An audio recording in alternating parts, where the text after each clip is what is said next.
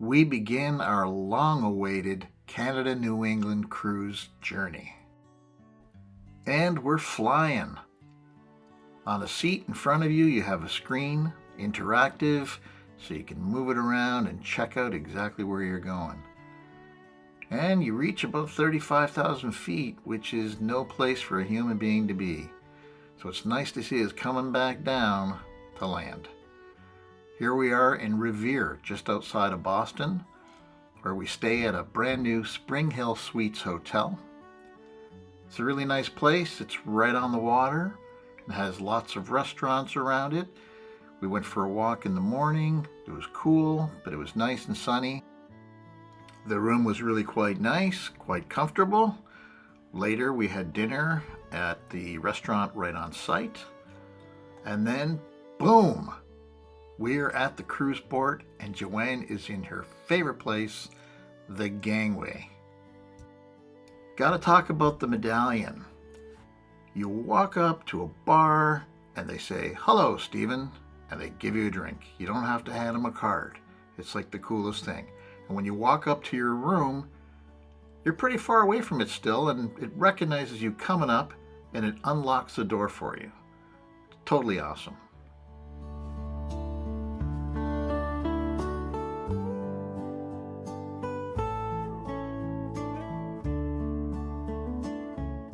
We get our first look outside the balcony while we're still in port in Boston, and then we head up top for the sail away party.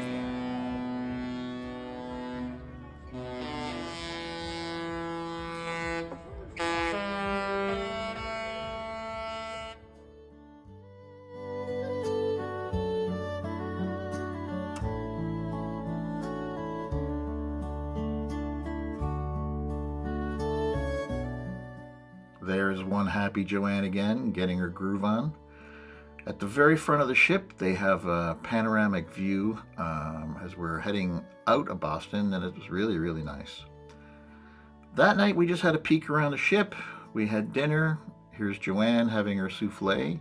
And then, bang, it's the next morning, and we're in Portland, Maine.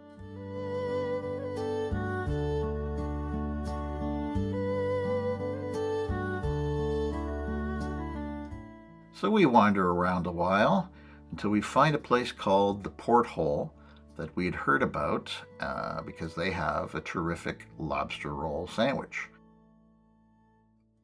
Oh, did I mention it's called Porthole? Anyways, yes, the lobster roll sandwich is amazing. It comes fresh from that water right behind Joanne there. She loved it. I loved it. Happy days. Crazy expensive, but had to be done. Back on board, we find these lovely little rooms at the front of the ship. Not sure what they're called, so we decided to call them casitas. And just a great place to sit and relax, take in the views, totally private. So you've got these comfortable seats, there's a TV in there, and a cooler, and yeah, just a really relaxing spot. I actually lay down and well, I totally fell asleep. I mean, completely passed out just as the sun was going down.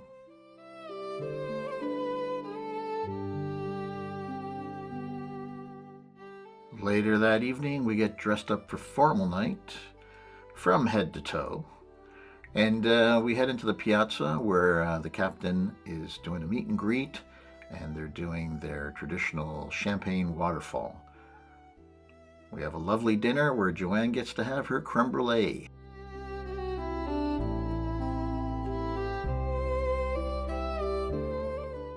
Next morning, early, we arrive at St. John, New Brunswick.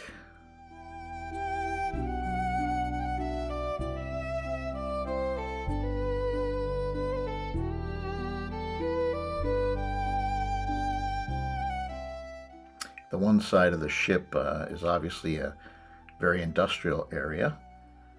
We had a look around there, and we saw a Viking cruise ship, a real high-end luxury liner. Here's a look from our balcony down to Container Village. So we went down for a wander. It's a bunch of cargo shipment containers decorated up, and they have shops and little eateries within. So Joanne, of course, had to visit a little chocolate place.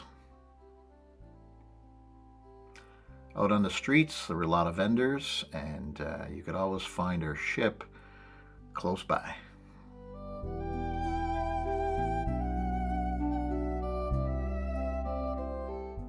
We head back on board and decide to have lunch at Alfredo's Pizzeria.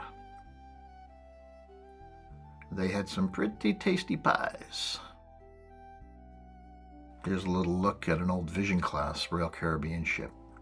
Another fine dinner, finishing with some delicious desserts. Bingo Bango, Halifax, Nova Scotia. Walked along about a 1.5 to 2 mile boardwalk. Again, loads of little shops, restaurants, beautiful views of the ocean. Awesome port. It was like Toronto Harbor in a way, but a lot more, I think, to do, a lot more going on, a lot more places to visit. And it was a beautiful sunny day.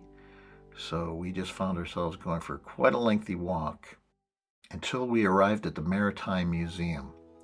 So we had a look around in there for a good hour, hour and a half. Here's me doing a little Morse code.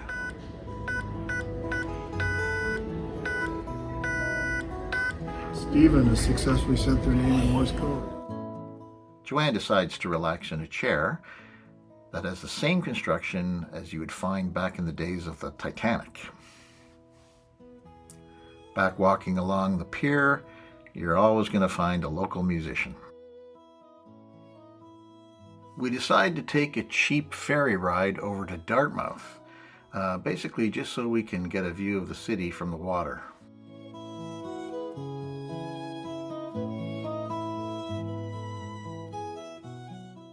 Well, after putting in a crap ton of steps, I thought it was time for a treat.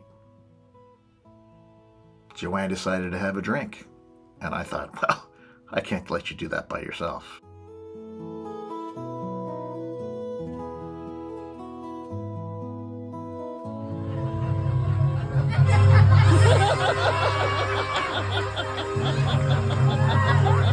you have the Queen of Hearts anymore, Stephen? Not there. All 3 cards of Crown!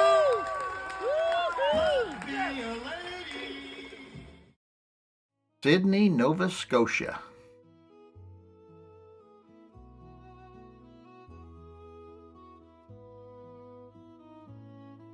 There it is, the giant fiddle.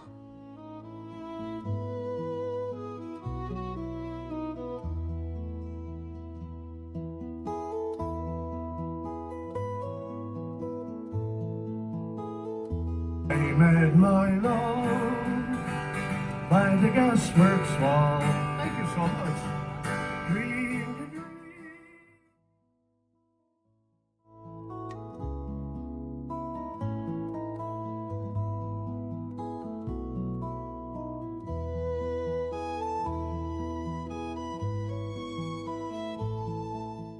As mentioned, musicians everywhere.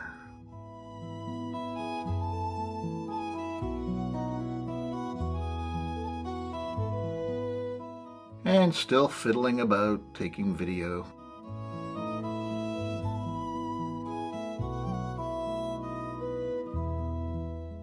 This is the Merchant Mariners Memorial, depicting some sailors in distress during World War II.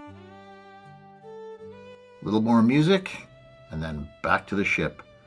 Joanne relaxes in the hot tub, and I go for a swim.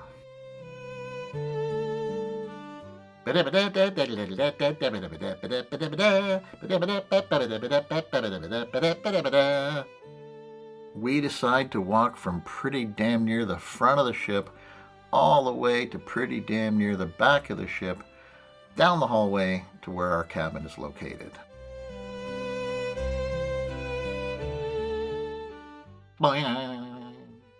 Here I am having a leisurely walk across a very scary glass floor.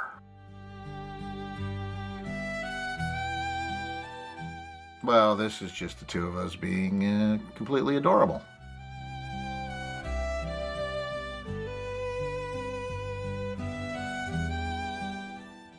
just off our balcony, we spot the Cunard Queen Mary 2.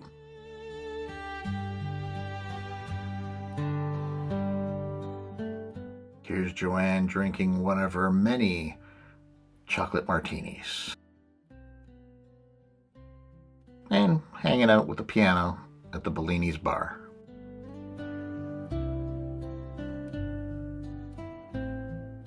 Next morning, we're arriving in Charlottetown, PEI.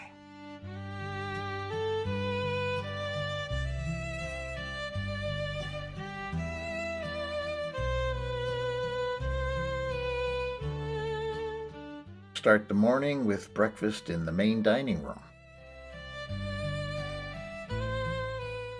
And now we're just wandering along the main corridor that we used every day on deck 7. That's where you get your photos. And this is the Crown Bar, where I'd be known to stop occasionally and pick up a beverage. Continuing on down the corridor, well, I find Joanne, and we head on down towards the piazza, passing by the Princess Live venue, where we go for various games and shows and whatnot, and a coffee bar most of the time during the day, and they also serve drinks at night, I believe. Lots of really nice, comfortable seating along this whole corridor.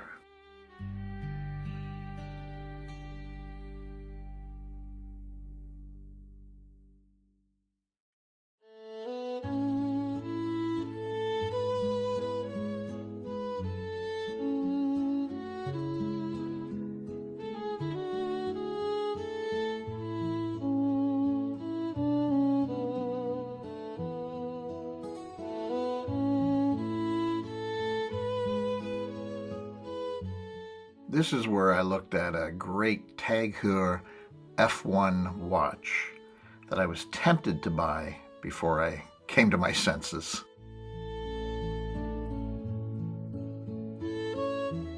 So we arrive at the piazza, the main hub of the ship, centrally located, and this is where you find a bunch of restaurants and bars, and it's the venue where a lot of things happen in the evening, various musical performances, etc.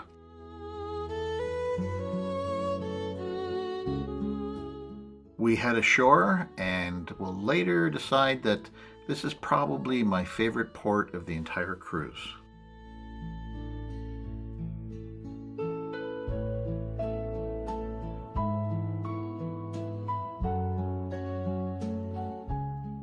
This whole port area was just so lovely to walk around, and the fall colors were really, really beautiful.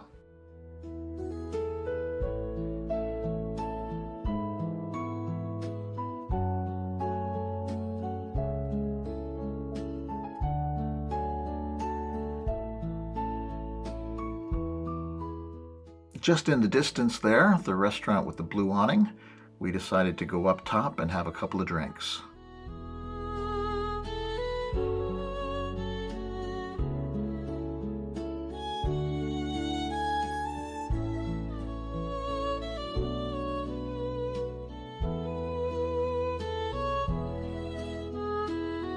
This is the most glorious day.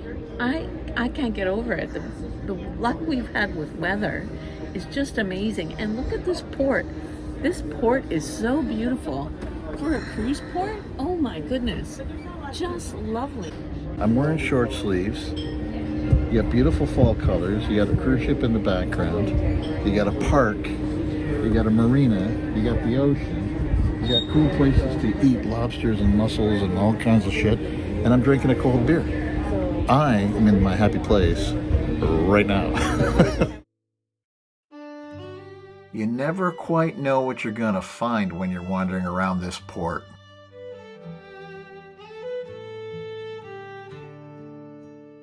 And that includes potato fudge.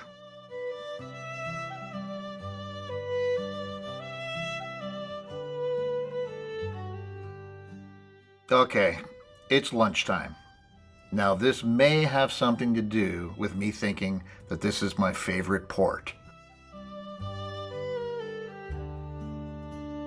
I'm Lester the lobster from P.E. How are you?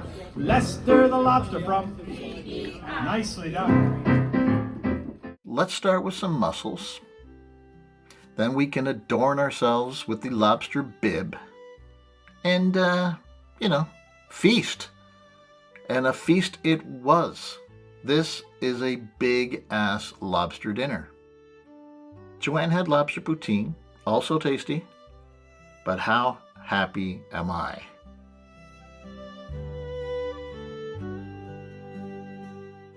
I see a giant lobster. I figure I gotta sit on it. I climb up and I slide right off the back of it and land on my tailbone right on the concrete.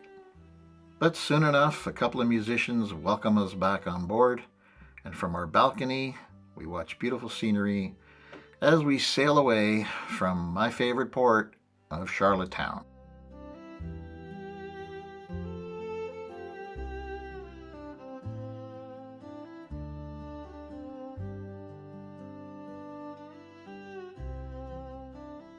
So dinner time is approaching, and we think, we have not had enough seafood. So we go to the Catch by Rudy. Spectacular seafood.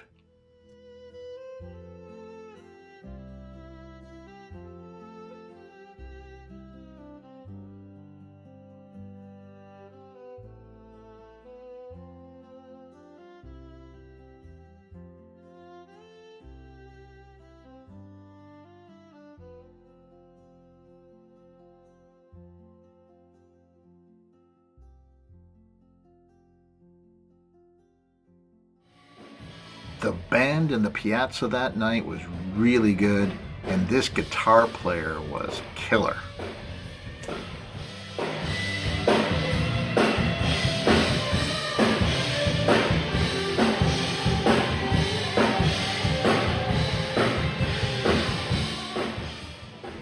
The next day is a sea day, and we decide to try our hand at a beanbag toss competition with some of the crew. I completely suck at it, so after a couple of tosses, I decide to hand the bag to Joanne. At first, she's just got to walk over because they moved the target real close and just drop the bag in. But then they send her up the stairs and you have to lunch from there. Oh, that's just more seafood for lunch. I mean, why not? Second formal night dinner, you guessed it, more seafood.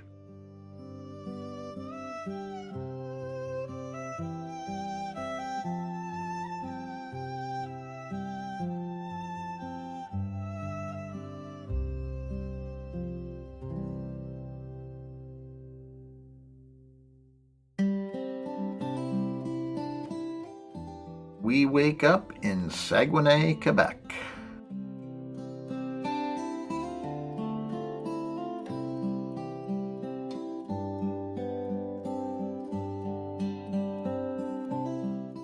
This was actually a much nicer port than I expected it to be. Lots of beautiful scenery, and it's a nice little port town to just kind of go for a leisurely stroll.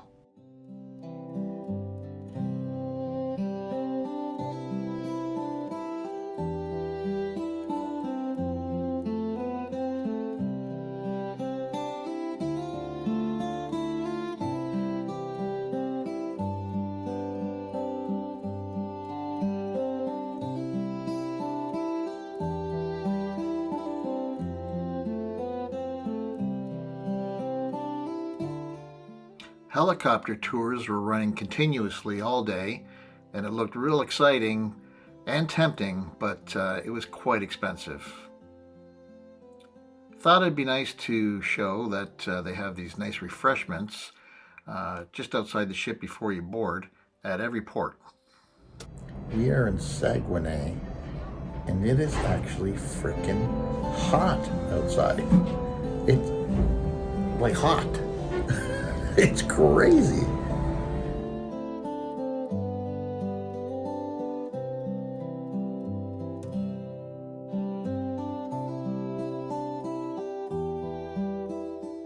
How beautiful is that? But then it's time to sail away again.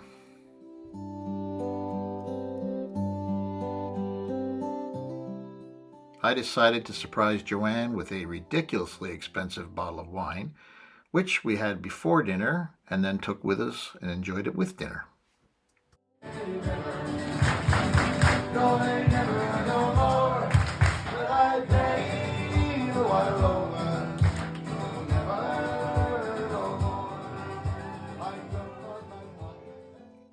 Silent disco time, and Joanne is getting her groove on once again.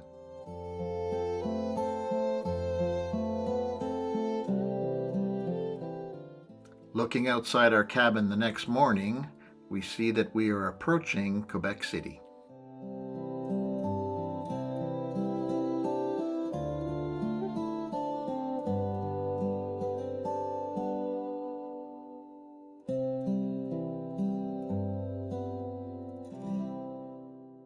Before heading into town, we're just relaxing around the ship for a little bit, doing a little bit more exploring, and coming across some interesting things, artwork. Here's a few of my rock heroes on one of the floors near the elevators. Aha, thank you very much. You're not a bad guy after all.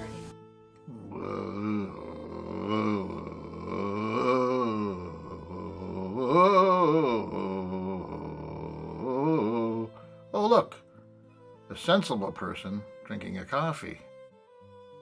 We have a rickety old shuttle completely to ourselves for a 2-minute ride over to a drawbridge, and from there we're going to walk into town. But this fantastically ugly old factory building completely blocks the cruise ship.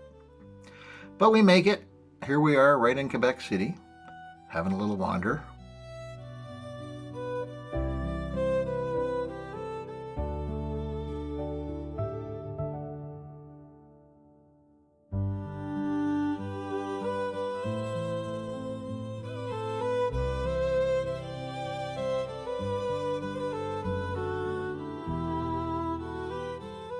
We stumble into this restaurant for some well-deserved drinks. And when we leave, we run into some frickin' weirdos.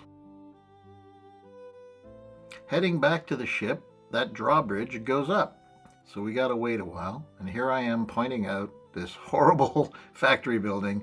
The cruise ship is right on the other side. Night has fallen, but the very next day, after dropping off our luggage at the cruise port that we'll pick up later, we're back in town. Joanne finds a game she gets totally hooked on.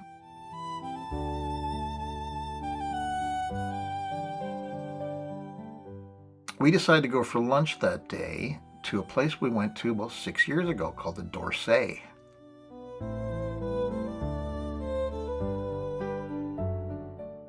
Poutine aplenty.